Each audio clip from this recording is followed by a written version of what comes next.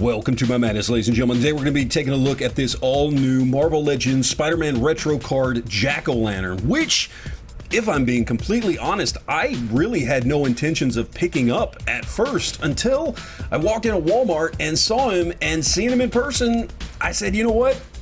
To hell with it. Yeah, he looks great. Let me go ahead and grab him. So we're going to be taking a quick look at him here today. Let's go ahead and see what we've got. And for accessories, we do got a few things here. We do have a couple of extra fisted hands. And then, of course, we also do have his flying disc that he floats around on. We do have the pegs there. And this centerpiece actually can come out so that it's got a little bit of a flat bottom so that it can set down. I'm not sure how well he'll balance on that, but I guess we'll have to wait and see. But we do have that. And then, of course, we do have one of his not pumpkin bombs, or maybe they are pumpkin bombs, that actually does detach from the belt that you can pull off. All the rest of them are actually stuck on the belt and are molded in. That one does come off if you want to have him holding that one in his hand. All right, so let's talk about sculpt, paint, and articulation here real quick. As far as articulation goes, it's standard Marvel Legends stuff, so there's not really much to talk about with this guy. He has all the standard Marvel Legends articulation you would expect with the ab crunch, the double jointed knees, elbows, wrists, ankles, bicep swivels, thigh swivels, heads on a ball joint, although that head doesn't move much because of how huge it is and the scarf around the neck, but still it is there. And then, of course, we do have butterfly joints here up at the top. It is pinless joints.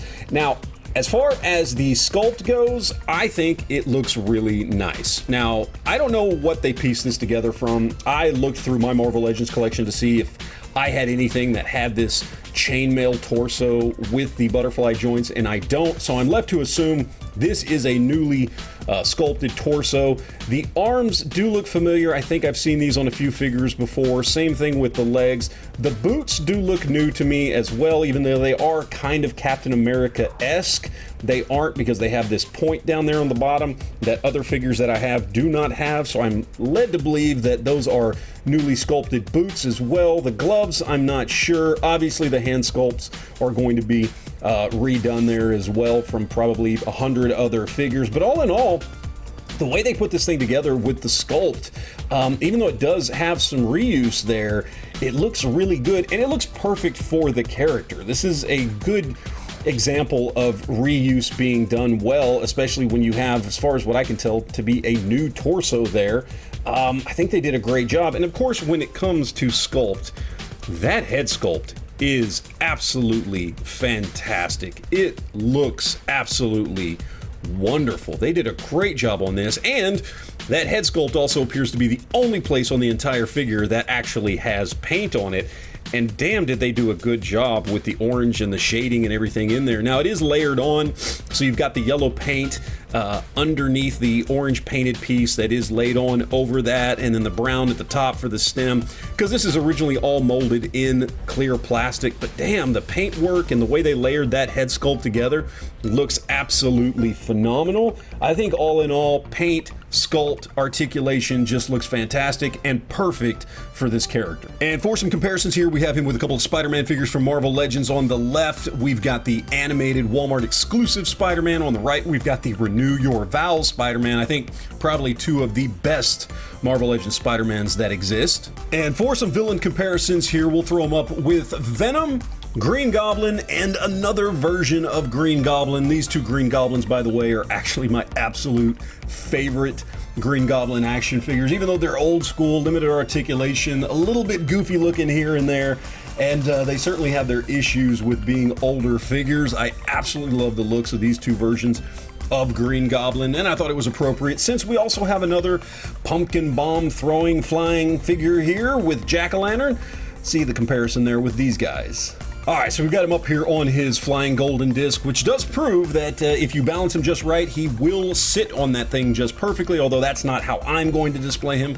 I will probably end up displaying him similar to how I have my Green Goblins there, on some sort of stand so I can get him up off the ground. But let's talk about price and whether or not this guy is actually worth it. Now, this guy retails for 25 bucks, standard Marvel Legends retail price there, as you would expect. I actually picked him up for $19.50. They were having a little bit of a clearance at Walmart, and Honestly, now that I have him, even though I did not plan to pick him up for full retail, had I known he looked this good, especially that head sculpt and the chainmail and the way everything just shines on that chest piece, as you can see there as we kind of move him around, honestly, I would have pre-ordered him and I would have paid full retail for him. I'm glad I didn't have to, which is always a good thing when you can get a figure cheaper, but had I known he looked this good, I definitely would have picked him up. So yeah, I would say he is definitely worth retail price of 25 bucks. He doesn't come with a ton of accessories, but he comes with everything Jack-O-Lantern needs,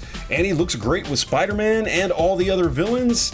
I think it's a win-win here, guys. So, I mean, if this was a figure you were thinking about, and like me, you kind of put it off, and you roll into Walmart and you see the guy there, especially if at your Walmart they've got him on clearance like mine, it is absolutely 100% worth picking up. I love the figure. I'm glad I got him. And I think in the end, if you're a Spider-Man fan, a villain fan, whatever it is, you're going to be glad you have him too. So that is it, guys. I appreciate you watching. Let me know in the comment section down below what you think of this guy and just the line in general with these retro carded wave that just came out here. And always remember to enjoy your collection.